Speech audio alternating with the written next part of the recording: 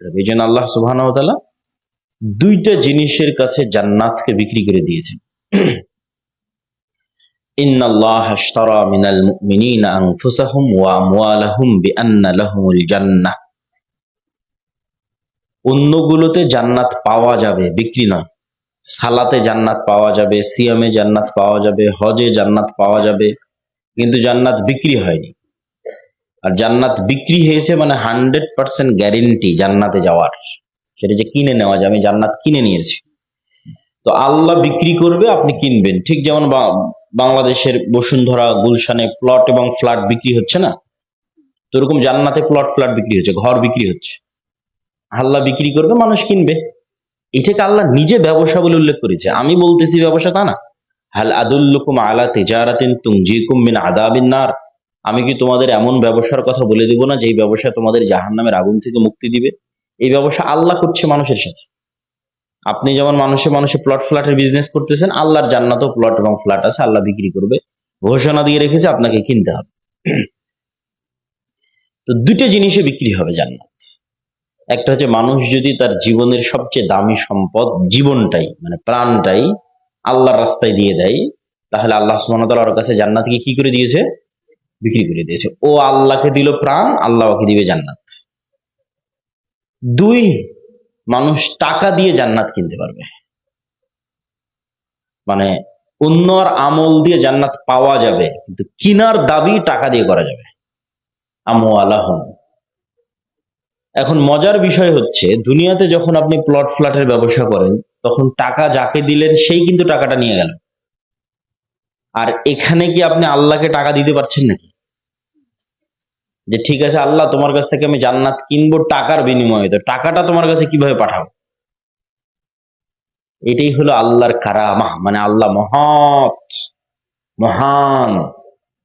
তিনি এত মহান যে ওই টাকাটা আপনার গ্রামেই খরচ হবে। এই মাদ্রাসায় আপনার গ্রামের ছাত্ররাই পড়বে, এই মাদ্রাসায় আপনার গ্রামের শিক্ষকেরাই শিক্ষকতা করবে, ওদের পিছনেই ব্যয় হবে। এটা তার আল্লাহর কাছে যাচ্ছে না।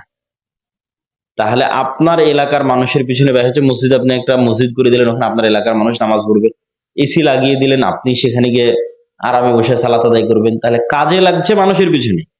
মধ্যেখান থেকে আল্লাহ বলছে ঠিক আছে, এটার বিনিময়ে আমি জান্নাত দিয়ে দিচ্ছি। বলেন আল্লাহু আকবার। আল্লাহ তো নিচ্ছে না, ব্যবহার তো দুনিয়াতেই হচ্ছে, দুনিয়ার মানুষের পিছনে ব্যবহার হচ্ছে। আপনি একটা মিসকিনকে খাবার দিচ্ছেন, ওই খাবার তো আর আল্লাহর কাছে যায় না, আল্লাহ তো খায় না, আল্লাহ তো অমুখাপেক্ষী, খাচ্ছে তো দুনিয়ার মানুষ, কিন্তু ওর বিনিময়ে আল্লাহ আপনাকে জান্নাত দিয়ে দিচ্ছে। এটাই হচ্ছে করিম। আল্লাহ সুবহানাহু ওয়া তাআলা মহানুভব, মহৎ। তো এই প্রতিষ্ঠানকে আপনাদের সহযোগিতা করা উচিত, জরুরি। আমি জানি না যে কেউ এই মুহূর্তে চাদর নিয়ে ভিতরে ঢুকবে কিনা, ঢুকলে আমি ঢোকার জন্য আহ্বান জানাচ্ছি এবং আপনাদেরকে উক্ত প্রতিষ্ঠানে সহযোগিতা করার উদাত্ত আহ্বান জানিয়ে আমার মূল বক্তব্যের দিকে আমি আগাচ্ছি। মূল বক্তব্য হচ্ছে শিক্ষা, জ্ঞান। শিক্ষা এবং জ্ঞানের প্রয়োজনীয়তা, এটি আমার পূর্ব নির্ধারিত বিষয় দেওয়া আছে। শিক্ষা এবং জ্ঞান বিষয়ে প্রথমত আপনাদেরকে মনে রাখতে হবে যে আল্লাহ সুবহানাহু তাআলা রব্বুল আলামিন, তিনি ইলাহ, ইবাদতের যোগ্য। তো আল্লাহকে চিনতে চাইলে আল্লাহর গুণগুলো জানতে হবে। আল্লাহর গুণগুলো আল্লাহর শক্তি এবং ক্ষমতার প্রমাণ বহন করে। তো আল্লাহ সুবহানাহু তাআলার কোনো গুণ খারাপ নয়, আল্লাহ সুবহানাহু তাআলার সকল গুণ উঁচু। ওয়ালিল্লাহিল আসমাউল হুসনা, আল্লাহর নাম সর্বোত্তম, আল্লাহর গুণ সর্বোত্তম। তা এখন আল্লাহ যদি নিজেকে বলে যে আমি আলিম, আমি মহাজ্ঞানী, তাহলে আপনি বলেন জ্ঞানী হওয়া খারাপ না ভালো? তাহলে আমরা শুরু করেছি কি দিয়ে? মহিলাদের প্যান্ডেলেও উদাত্ত আহ্বান জানাচ্ছি আপনাদের এই সহযোগিতার কার্যক্রমে অংশ নেওয়ার জন্য। তো আল্লাহ সুবহানাহু তাআলা জ্ঞানী। আমরা প্রথম বাক্য নির্ধারণ করেছি যে আল্লাহর কোনো গুণ খারাপ নয়, আল্লাহর সব গুণ শ্রেষ্ঠ। তখন আল্লাহ নিজের ক্ষেত্রে বলতেছে যে আমি সবার চেয়ে বেশি জ্ঞানী। তাহলে এবার বলেন, জ্ঞানী হওয়া ভালো না খারাপ? জ্ঞানী হওয়া ভালো। কেননা পৃথিবীর আসমান জমিন এবং তার মধ্যে যা কিছু আছে তার মধ্যে সবচেয়ে জ্ঞানী কে? সবচেয়ে জ্ঞানী আল্লাহ নিজেই। এবার আসেন, আল্লাহ যত সৃষ্টি জীব সৃষ্টি করেছে তার মধ্যে আপনারা সবাই জানেন আশরাফুল মাখলুকাত হচ্ছে মানুষ। তো মানুষ যে আশরাফুল মাখলুকাত হলো, সেটা কি দিয়ে মানুষ আশরাফুল মাখলুকাত হলো? আল্লাহ সুবহানাহু ওয়া তাআলা ফেরেশতাদের ডাক দিয়ে বলছেন, ওয়াইজ ক্বালা রাব্বুকা লিল মালাইকাতি ইন্নী জাইলুন ফিল আরদি খলিফা ক্বালু আতাজআলু ফিহা মান ইয়াফসিদু ফিহা ওয়া ইয়াসফিকুদ দিমা ওয়া নাহনু নুসাব্বিহু বিহামদিক ওয়া নুকদ্দিসু লাক। আল্লাহ ফেরেশতাদের ডাক দিয়ে বললেন, আমি দুনিয়াতে মানুষ সৃষ্টি করতে চাই। ফেরেশতারা বলল, আল্লাহ দুনিয়াতে এমন কাউকে সৃষ্টি করবেন যারা মারামারি করবে, গন্ডগোল করবে, ফিতনা ফাসাদ করবে। আমরা তো আপনার তাসবিহ পড়ার জন্য আছি, আমরা তো আপনার প্রশংসা এবং জিকির করার জন্য আছি। আল্লাহ বললেন, ইন্নী আ'লামু মা লা তা'লামুন। ফেরেশতারা, আমি যা জানি তোমরা তা জানো না। তাহলে ফেরেশতা বেশি জ্ঞানী হলো না আল্লাহ বেশি জ্ঞানী হলো? তো আল্লাহ নিজের কাছে সিদ্ধান্ত রেখে নিচ্ছেন ফেরেশতাদেরকে এই কথা থ্রো করে যে, ফেরেশতা তোমরা কি করো না বলেন তো? জানো না। ফেরেশতারা কি করে না? জানে না। আর আল্লাহর কাছে কি আছে? জ্ঞান আছে, তিনি জানেন। ফলত সিদ্ধান্ত কোনটা সঠিক সেটা আল্লাহ নিতে পারবে।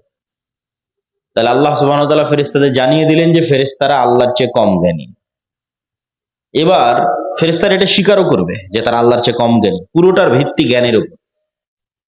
এবার আল্লাহ সুবহানাহু ওয়া তাআলা আদম আলাইহিস সালাতু ওয়াস সালামকে সৃষ্টি করলেন, ওয়া আল্লামা আদামাল আসমাআ কুল্লাহা। তারপরে আদম থেকে নিয়ে কিয়ামত পর্যন্ত যত জিনিস পৃথিবীতে আসবে, এসেছে, অতীতে চলে গেছে, ভবিষ্যতে আসবে, সবগুলোর জ্ঞান আদম আলাইহিস সালামের ব্রেনে ছিল। মানুষের পক্ষে ক্যামেরা তৈরি করা অসম্ভব যদি এই ক্যামেরার জ্ঞান বাপের ব্রেনে না থাকতো। ও কোত্থেকে বের করে নিয়ে আসবে? মানুষের পক্ষে মোবাইল কম্পিউটার তৈরি করা অসম্ভব যদি এটার জ্ঞান আদমের ব্রেনে না থাকতো। এটা লজিক্যালি সম্ভব না। তাহলে মানুষ অতীতে যা আবিষ্কার করেছে, ভবিষ্যতে যা আবিষ্কার করবে, সবগুলোর জ্ঞান পিতার ব্রেনে আছে। যুগের প্রয়োজনে ওই পর্দাটা খুলে গেছে। আদম আলাইহিস সালামের ব্রেন থেকে কপি হতে হতে হতে হতে হতে হতে আমার ব্রেনেও আছে। আমি যখন ওই সমস্যায় পড়বো তখন ওই পর্দাটা খুলে যাবে। মানুষ যখন বৈদ্যুতিক চাহিদায় পড়ে গেছে তখন বিদ্যুতের রাস্তা আল্লাহ তৈরি করে দিয়েছে মানুষের জন্য। মানুষের যখন উড়ার দরকার হয়েছে তখন উড়ার ব্যবস্থা করে দিয়েছে। যুগের চাহিদা অনুযায়ী, মানুষের চেষ্টা অনুযায়ী ওই পর্দাটা খুলে যাবে। কিন্তু ওইটা আগে থেকেই বাপের ব্রেনে আছে, বাপের ব্রেন থেকে ট্রান্সফার হতে হতে হতে হতে এখন আপনাদের ব্রেনেও আছে, আপনার ছেলের ব্রেনেও যাবে, এভাবে যেতেই থাকবে। আরো কত কি কিয়ামত পর্যন্ত আবিষ্কার হবে আল্লাহ জানে। ওয়া আল্লামা আদামাল আসমাআ কুল্লাহা। তো ফেরেশতারা তো এগুলো কোনোদিন দেখেইনি। তারপরে ফেরেশতাদেরকে ডাক দিয়ে বললেন, বলো তোমরা কি জানো এগুলো কি কি কি কাজে লাগে? তখন ফেরেশতারা বললেন, সুবহানাক লা ইলমা লানা ইল্লা মা আল্লামতানা। আবার জ্ঞানের গুরুত্ব। ফেরেশতারা বলছে, হে আল্লাহ, আপনি মহাপবিত্র, আপনি না শিখালে আমরা শিখবো কোত্থেকে? আমরা অতটুকুই জানি যতটুকু আপনি জানিয়েছেন। বলেন আল্লাহু আকবার। লা ইলমা লানা ইল্লা মা আল্লামতানা, অতটুকুই জানি আল্লাহ যতটুকু আপনি জানিয়েছেন। তখন এবার আল্লাহ সুবহানাহু ওয়া তাআলা আদমকে বললেন, বলো আদম এগুলো কি? তো আদমকে তো আল্লাহ আগে থেকে জ্ঞান দিয়ে রেখেছে। তখন আদম আলাইহিস সালাতু ওয়াস সালাম এগুলো সবগুলোর বিস্তারিত বিবরণ দিয়ে দিলেন। তাহলে জ্ঞানে ফেরেশতাদের চেয়ে কে এগিয়ে গেল বলেন তো? আদম আলাইহিস সালাম এগিয়ে গেল। এবার জ্ঞানের সম্মানে, জ্ঞানের শ্রেষ্ঠত্বে, জ্ঞানের স্বীকৃতিতে আল্লাহ বললেন, ওয়াইজ কুলনা লিল মালাইকাতি ইসজুদু লিআদম ফাসাজাদু ইল্লা ইবলিস। এইটা কিন্তু কে নূরের তৈরি সেটার শ্রেষ্ঠত্ব নয়, কে আগুনের তৈরি সেটার শ্রেষ্ঠত্ব নয়। এই জন্য ইবলিসের প্রশ্নই রং, ইবলিসের প্রশ্নই ভুল। ইবলিস প্রশ্ন করতেছে যে, আল্লাহ আমি আগুনের তৈরি, ও মাটির তৈরি, ওকে কেন সিজদা করব? আরে আদম তোমার যে জ্ঞানী বেশি, এই জন্য সিজদা করবা। সৃষ্টি তো তুমি আগুনের হয়েছে, ফেরেশতা নূরের হয়েছে। কোন জিনিস থেকে কে সৃষ্টি হয়েছে সেটার দিকে দেখলে তো ফেরেশতারা শ্রেষ্ঠ, তারা নূর থেকে তৈরি হয়েছে। কিন্তু এখন আদমের শ্রেষ্ঠত্ব ফেরেশতার জিনের উপরে উঠে যাচ্ছে, কিসের ভিত্তিতে বলেন? জ্ঞানে উঠে যাচ্ছে। আল্লাহ সুবহানাহু ওয়া তাআলা ফেরেশতাদের বললেন, ফেরেশতা তোমরা সিজদা করো আদমকে, মানে জ্ঞানে ও সেরা। তাহলে আমাদের প্রথম লজিক ছিল আল্লাহর যত গুণ আছে সব গুণ শ্রেষ্ঠ গুণ। তো আল্লাহ যখন নিজেই বলছে আমি সবার চেয়ে জ্ঞানী, তাহলে জ্ঞানী হওয়া খারাপ না ভালো? জ্ঞানী হওয়া ভালো। দুই, এবার আদম আলাইহিস সালাতু ওয়াস সালামকে আল্লাহ সুবহানাহু ওয়া তাআলা ফেরেশতা এবং জিনদের উপর প্রাধান্য দিয়ে দিলেন কিসের ভিত্তিতে? জ্ঞানের ভিত্তিতে। তাহলে কিয়ামত পর্যন্ত আদম সন্তান যত জ্ঞান অর্জন করবে তত উপরে উঠবে, এটা কমন লজিক। যত জ্ঞান শিখবে তত ক্ষমতা, রাজত্বে, সম্মানে উপরে উঠবে। এভাবেই পৃথিবীকে সেট আপ করা আছে। আর জ্ঞানে যত পিছিয়ে থাকবে তত ক্ষমতা, সম্মান এগুলোতে পিছিয়ে থাকবে। যেমন আল্লাহ সুবহানাহু ওয়া তাআলা পবিত্র কোরআন মাজিদের একটা আয়াতে বলছেন, ইয়ারফাউল্লাহুল্লাযীনা আমানু মিনকুম ওয়াল্লাযীনা উতুল ইলমা দারাজাত। আল্লাহ তোমাদের মধ্যে কাদেরকে সম্মানিত করেছে জানো?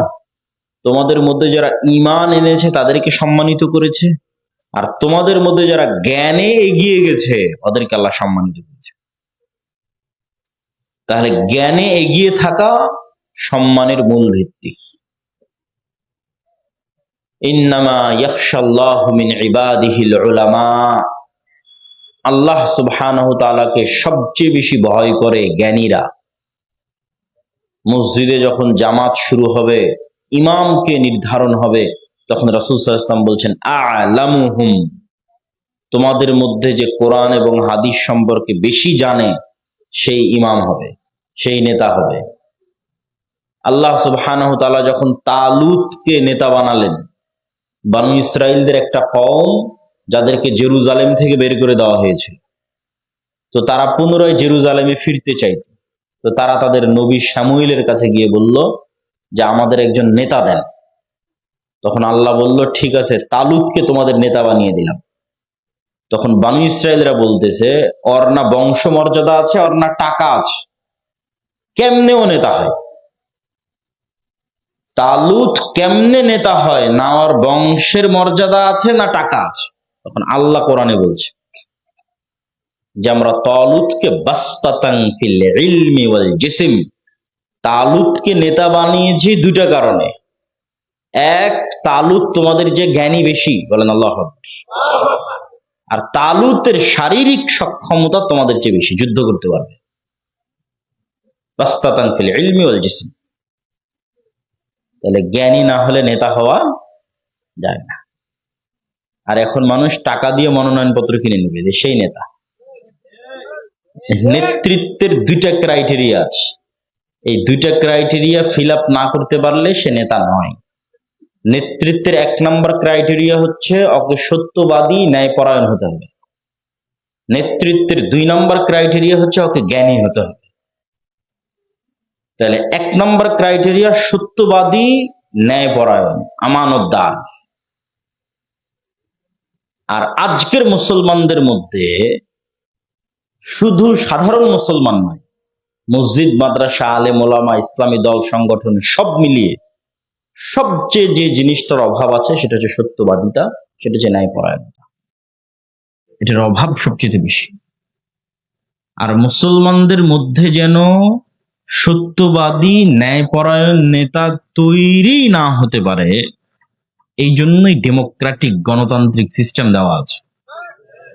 কেন বললাম এই কথা? কেননা গণতন্ত্রে নেতা হতে আপনাকে অন্য দলের বিরুদ্ধে সত্য মিথ্যা তো বলতেই হবে, একই আসনে নিজ দলের মনোনয়ন প্রার্থীর বিরুদ্ধে সত্য মিথ্যা বলতে হবে। তাহলে কালচারটাই গড়ে উঠতেছে মিথ্যা এবং দুর্নীতির উপর। আর যখনই একজন ব্যক্তি মিথ্যা বলে ফেলতেছে এবং দুর্নীতি করে ফেলতেছে, তখন আল্লাহর দৃষ্টিতে, ইসলামের দৃষ্টিতে নেতৃত্বের ক্রাইটেরিয়া থেকে বাতিল, ওর আর নেতা হওয়ার কোনো সুযোগ নেই। এবং মক্কার কাফের মুশরিকরা পর্যন্ত এই গুণে আজকের মুসলমানদের চেয়ে ভালো ছিল। আজকের মুসলমানেরা গোলাম আছে শুধু এই কারণে, এই দুইটা কারণে। যে দুইটা কারণে বলতে কেন, গোলামের অল্টারনেটিভটাই হচ্ছে নেতা, গোলামের বিপরীতটাই নেতা। হয় আপনি নেতা না হয় গোলাম। তাহলে আপনার নেতৃত্বের যোগ্যতা যদি না থাকে, আপনি গোলাম অবস্থায় আছেন। তো আজকের বর্তমান বিশ্বের মুসলমানেরা গোলাম অবস্থায় আছে এই দুইটা কারণে। এক, নেতৃত্বের 1 নম্বর ক্রাইটেরিয়া তারা ফুলফিল করতে পারতেছে না, যেটাতে মক্কার কাফের মুশরিকরা তাদের চেয়ে গিয়েছিল। যেমন মক্কার একজন কাফের মুশরিক নেতা আবু তালেব, আল্লাহর নবীর চাচা, সে মুশরিক, মূর্তি পূজক, কিন্তু মিথ্যুক। আবু তালেব মিথ্যুক, কেউ বলতে পারবে না, হিস্ট্রিতে নাই, ওদের রক্তের মধ্যেই নাই, বলবে কিভাবে? আবু তালেব দুর্নীতিবাজ, কারো টাকা মেরে নিয়েছে? ওদের রক্তের মধ্যেই নাই দুর্নীতি করা। আব্দুল মুত্তালিব এবং আব্দুল মুত্তালিবের সন্তানদের রক্তের মধ্যেই দুর্নীতি করা নেই, কেন? এটা নেতৃত্বের প্রথম গুণ। সে মুশরিক হতে পারে। এই জন্য আবু তালেবের ছেলে আলী, চতুর্থ খলিফা রাদিয়াল্লাহু তাআলা আনহু, আবু তালেবের ছেলে যখন মুসলমান হয়ে গেছে তখন বিশ্বের নেতা। কেন? নেতৃত্বের মূল ক্রাইটেরিয়া তো আগে থেকে ফিল আপ আছে, শুধু তাওহীদটা ছিল না। সত্যবাদিতা, ন্যায়পরায়ণতা তো জন্মগত অবস্থায় পেয়েছে, সেখানে তাওহীদ এসে যুক্ত হয়েছে, আল্লাহর নবীর জ্ঞান এসে যুক্ত হয়েছে, বিশ্বের নেতা হয়ে গেছে। আবু সুফিয়ান মহা বড় কাফের মুশরিক নেতা, আল্লাহর নবীর সাথে সবগুলো যুদ্ধে এই পারের নেতা মুহাম্মদ সাল্লাল্লাহু আলাইহি ওয়াসাল্লাম, ওই পারের নেতা আবু সুফিয়ান। উহুদের যুদ্ধে এই পারের সেনাপতি মুহাম্মদ সাল্লাল্লাহু আলাইহি ওয়াসাল্লাম, ওই পারের সেনাপতি আবু সুফিয়ান। খন্দকের যুদ্ধে এই পারের সেনাপতি মুহাম্মদ সাল্লাল্লাহু আলাইহি ওয়াসাল্লাম, ওই পারের সেনাপতি আবু সুফিয়ান। কিন্তু আবু সুফিয়ানের লাইফ হিস্ট্রি থেকে বলতে পারবে না যে আবু সুফিয়ান কারো 1 টাকা মেরে নিয়েছে, আর আবু সুফিয়ান কোনোদিন মিথ্যা বলেছে। এমনকি মুহাম্মদ সাল্লাল্লাহু আলাইহি ওয়াসাল্লামের নামে যখন আবু সুফিয়ানকে জিজ্ঞেস করা হয়েছে হিরাক্লিয়াসের দরবারে, তখনও আবু সুফিয়ান মিথ্যা বলেনি। কেননা মিথ্যা বললে নেতৃত্বের ক্রাইটেরিয়াতে বাতিল হয়ে যায়, আর নেতা থাকতে পারে না। তো এবার আবু সুফিয়ানের ছেলেরা যখন, আবু সুফিয়ান নিজে ইসলাম গ্রহণ করলো, আর ছেলেরাও যখন ইসলামে চলে আসলো, মুআবিয়া থেকে শুরু করে আরো পরে যারা আসছে, তো এই উমাইয়া খলিফারাই হলো, এই যতদূর পর্যন্ত আজকে ইসলাম গেছে তার 80% এরিয়া উমাইয়ারে বিজয় করেছে। তারপরে তো আর কেউ সীমানা বাড়াতেই পারেনি, সীমানা ওই পর্যন্তই শেষ যে পর্যন্ত উমাইয়ারা বাড়িয়েছে। উমাইয়াদের আমলি মোহাম্মদ বিন কাসেম ভারত বিজয় করেছে, আজ পর্যন্ত ভারতে ইসলাম আছে। যেখানে যেখানে ইসলাম আছে সেখানে সেখানে উমাইয়াদের শাসনামলি গেছে। ওরাই সবচেয়ে বেশি এরিয়া বিজয় করেছে, কেন? ওরা শ্রেষ্ঠত, নেতৃত্বের শ্রেষ্ঠতায় আসীন ছিল। কেন? নেতৃত্বের প্রথম ক্রাইটেরিয়া তারা ফুলফিল করতে পেরেছে, সেটা হচ্ছে সত্যবাদিতা, ন্যায়পরায়ণতা। আর এখন একজন মুসলমান খুঁজেন, ওসি, ডিসি, এসপি, মন্ত্রী, minister, AC land, sub registrar, SP, মুখে দাড়িও পাবেন, 50-100 বার উমরাও করেছে, ঠিক আছে, মাথায় দেখা যাচ্ছে টুপিও আছে, কিন্তু যখন ওই চেয়ারে বসতেছে তখন ঘুষ খায়। মসজিদ মাদ্রাসার কমিটিতে আছে, জালসার প্রধান অতিথিতে আছে, কিন্তু ন্যায়পরায়ণতা, সত্যবাদিতাই নাই। তাহলে এদের কাছে ইসলামের প্রকৃত চিত্রটা পরিষ্কারই হয়নি, যে ইসলামের প্রকৃত চিত্রটা কি। এবং এরা ইসলামের বাহ্যিক আমলগুলোকে ধোকা দেওয়ার জন্য ব্যবহার করতেছে, নিজেকে ধোকা, আল্লাহকে ধোকা, মানুষকে ধোকা, 3টা ধোকা। যে আমি বাহ্যিকভাবে নামাজ পড়ে, বাহ্যিকভাবে হজ উমরা করে, বাহ্যিকভাবে দাড়ি টুপি দিয়ে আমি নিজেকে ধোকা দিব, আল্লাহকে ধোকা দিব, মানুষকে ধোকা দিব। কিন্তু ঈমান মানেই তো সত্যবাদিতার উপর দাঁড়িয়ে থাকা। লা ঈমান আল ঈমান লা আমানাতা লাহু। যার আমানত নাই, যার ন্যায়পরায়ণতা নাই, ওর অন্তরে ঈমানও না। ঈমানটাই আসল। আপনি ইউরোপ, আমেরিকা যান, লন্ডন যান, সেখানে গিয়ে দেখেন যে সবচেয়ে বেশি 2 নম্বরই কাগজপাতি, 2 নম্বরই আবেদন, ভুয়া মিথ্যা তথ্য দিয়ে কারা নাগরিকত্ব এবং ডকুমেন্টস নিয়ে, দেখবেন মুসলমানেরা 1 নম্বরে। অথচ সবাই দেখবেন মসজিদে গিয়ে নামাজ পড়তেছে। তাহলে তাদের কাছে ইসলাম কি, এটা এখনো পরিষ্কার না। তারা মনে করেছে এই বাহ্যিক আমলগুলো দিয়ে আমরা নিজেরাও ধোকা দেবো, মানুষকে ধোকা দেবো, সবাইকে ধোকা দেবো, কিন্তু বলবো মিথ্যা, করবো অন্যায়, দুর্নীতি, হারাম। অথচ ওটাই ইসলাম, আগে ওটাই পূরণ করতে হবে, সেটাই ইসলাম, না হলে নেতৃত্ব আসবে না। এই পয়েন্টে আর একটা কথা বলে আমরা নেতৃত্বে 2 নম্বর গুণে যাব, যেটা আমাদের আজকের বক্তব্যের মূল বিষয়বস্তু, জ্ঞান। দেখেন, বানু ইসরাইলেরা ছিল নবীদের সন্তান, ইব্রাহিম আলাইহিস সালামের সন্তান। যে বানু ইসরাইলের ঘটনায় পবিত্র কোরআনের সূরা বাকারা সহ সূরা বাকারায় ব্যাপক, আর অন্য সব সূরাতে তো আছে। সবচেয়ে বেশি যে নবীর ঘটনা আলোচিত হয়েছে কোরআনে সেটা মুসা আলাইহিস সালামের ঘটনা। আমরা উম্মত মুহাম্মদ সাল্লাল্লাহু আলাইহি ওয়াসাল্লামের, আর কোরআন গল্প করে রেখেছে কার? মুসা আলাইহিস সালাম। আপনি খুলে পড়েন, সবচেয়ে বেশি গল্প আছে মুসা আলাইহিস সালাম, সবচেয়ে বেশি গল্প আছে বনী ইসরায়েলের। তার কারণ হচ্ছে মুহাম্মদ সাল্লাল্লাহু আলাইহি ওয়াসাল্লামের উম্মত বনী ইসরায়েলের মতো হয়ে যাবে। এই জন্য ওদের এই গল্পগুলো জানা থাকা দরকার, এই শিক্ষাগুলো থাকা দরকার, কেন এদেরও আলটিমেট গোল ভবিষ্যৎ হচ্ছে এরাও বানু ইসরায়েল। রাসূল সাল্লাল্লাহু আলাইহি ওয়াসাল্লাম নিজে হাদিসে বলে গেছে যে আমার উম্মত বানু ইসরায়েলদের সাথে একটা পায়ের জুতো আর একটা পায়ের জুতার সাথে যেমন মিলে আছে এভাবে মিলে যাবে। এই জন্য বানু ইসরায়েল আর মুসা ফেরাউনের গল্পে কোরআন পরিপূর্ণ, যেন এটা দেখে আমরা আগেই সতর্ক হয়ে শিখতে পারি, বা যখন ধ্বংসের দ্বার প্রান্তে দাঁড়িয়ে আছি তখনও যেন ফেরত আসতে পারি। তো এই বানু ইসরায়েলেরা নবীর সন্তান, ইব্রাহিম আলাইহিস সালামের সন্তান, ইসাক আলাইহিস সালামের সন্তান, ইয়াকুব আলাইহিস সালামের সন্তান, ইউসুফ আলাইহিস সালাম এবং তার 11 ভাইয়ের সন্তান। অথচ এদেরকে যখন আল্লাহ বলতেছে যে দাউদ যখন জাবুর তেলাওয়াত করে তখন নদীর মাছেরা নদীর ধারে আসে, তোমরা এই মাছটা ধরবা না, তখন এরা কি করলো? ওই মাছটা বানা দিয়ে বেড়া দিয়ে ঘিরে রেখে দিল, রবিবারের দিন গিয়ে এই মাছ ধরলো। কি পরিমাণ 2 নাম্বারি বুদ্ধি! এরা নবীদের সন্তান। এই রকম 2 নাম্বারি ছল চাতুরি চালাকি দুর্নীতিতে বানু ইসরায়েলের ইতিহাস পরিপূর্ণ হয়ে আছে। তখন আপনি দেখবেন যে মুসলমানেরা কত নাম্বারের 2 নাম্বারই জানে। আল্লাহ নবী বলেছে যে বানু ইসরায়েলের সাথে মিলে যাবে। তাহলে ওরা নবীদের সন্তান হওয়ার পর এত মিথ্যা, এত দুর্নীতি, এত ধোঁকা শিখলো কিভাবে? আর মুসলমানেরা যেখানে ছিল, কোথায়? উমাইয়াদের শাসন আমলে সত্যবাদিতা, ন্যায়পরায়ণতায় অটল। ওমরের শাসন আমল, আলীর শাসন আমল, এগুলো শুধু ন্যায় আর সত্যবাদিতার শাসন আমল। পৃথিবী ন্যায় আর সত্যে পরিপূর্ণ করে দিয়েছিল তারা। তো তাদের বংশধরেরা আজ আমরা কিভাবে মিথ্যার দুর্নীতিতে ডুবে গেলাম, পুরো একটা জাতি? এটার কারণটাই হচ্ছে ওই বানু ইসরায়েলরা ফেরাউনের গোলাম ছিল 300-400 বছর। তো যখন গোলাম থাকেন তখন এই একটা রুটি দিয়ে বললাম যে এই রুটি তোরা 10 জন গোলাম তোদের জন্য, তো ওই একটা রুটির জন্য এক গোলাম আর এক গোলামকে মেরে ফেলে দিবে।